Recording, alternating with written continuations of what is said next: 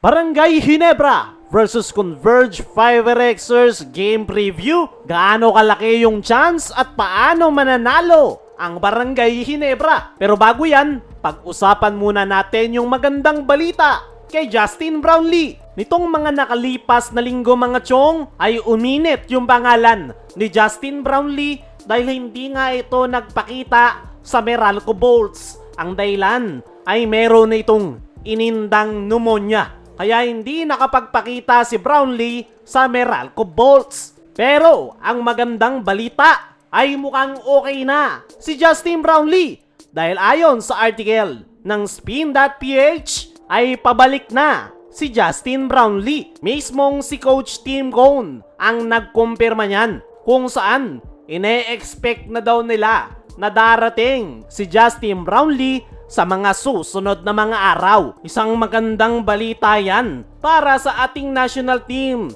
dahil nangamba nga yung karamihan na baka hindi makapaglaro si Brownlee sa Gilas dahil sa kanyang sakit. Alam naman natin kung gaano ka-importante si Justin Brownlee para sa ating national team. Ito nga yung pinakasentro ng kanilang opensa at kapag wala si Justin Brownlee ay napakalaking kawalan para sa Gilas.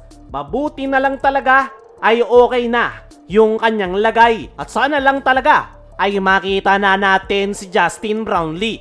Ang tanong ngayong okay na si Justin Brownlee, maglalaro pa ba ito sa Meralco Bolts sa East Asia Super League? Ang sagot ay possible na oo. Dahil okay na ngayon si Brownlee, yung dahilan nga kung bakit siya hindi nakapaglaro sa Meralco ay dahil sa kanyang sakit. Pero once na makita na natin si Brownlee na nag-practice sa Gilas, Pilipinas, ay malaki yung chance na maglalaro na rin siya sa Meralco Bolts kung saan sunod na makakalaban ng Meralco ang Macau Blackbirds sa December 6. At sana lang talaga makita na rin natin si Justin Brownlee na maglaro sa Meralco para matahimik na yung kanyang mga bashers na sinasabing ayaw nitong maglaro para sa Meralco Bolts. At habang pinag-uusapan natin yung magandang balita kay Brownlee, ay pag-usapan naman natin ang kaabang-abang na bakbakan ng Barangay Ginebra kontra Converge 5RXers.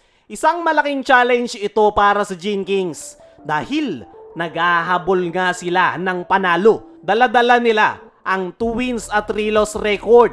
Kaya kailangan nilang manalo para makabalik sa itaas ng team standings. Pero ang tanong, gaano kalaki ang chance ng Ginebra na manalo sa Converge? Real talk mga chong, this game is 50-50. Kaya ng Ginebra na manalo, pero kaya rin silang talunin ng Converge. Parehong may lakas, parehong may depth, kaya siguradong magiging intense at exciting ang labanan na yan. Pero para mapalaki ng Barangay Ginebra ang kanilang chance na manalo, ay ito yung mga kailangan nilang gawin. Unang-una sa lahat ay ang kanilang depensa. Defense will be the key para sa Ginebra sa labanan na yan. Bakit? Kasi napakaraming threats ng Converge ngayon. Napakarami nilang batang talented players at gutom din sila sa panalo. Isa na dyan ay ang kanilang super rookie na si Juan Gomez Del Llano. Explosive, mataas ang kumpiyansa at kayang gumawa ng puntos kahit sino pa ang bantay. Pero ang good news mga chong, may pangontra dyan ang Ginebra. At yan ay walang iba kundi ay itong si Stephen Holt. This guy has proven na kaya niyang dumepensa kahit imports pa yan. So imagine, kung lokal yung kanyang didepensa, kayang-kaya yan ni Stephen. As long as malimit nito si Juan Gomez Del Llano, ay malaking bagay na yun para sa Ginebra. Next ay sa loob ng painted area. Ito yung magiging barometer ng labanan na yan. Ang twin tower ng Converge na si Justin Baltasar at Arana.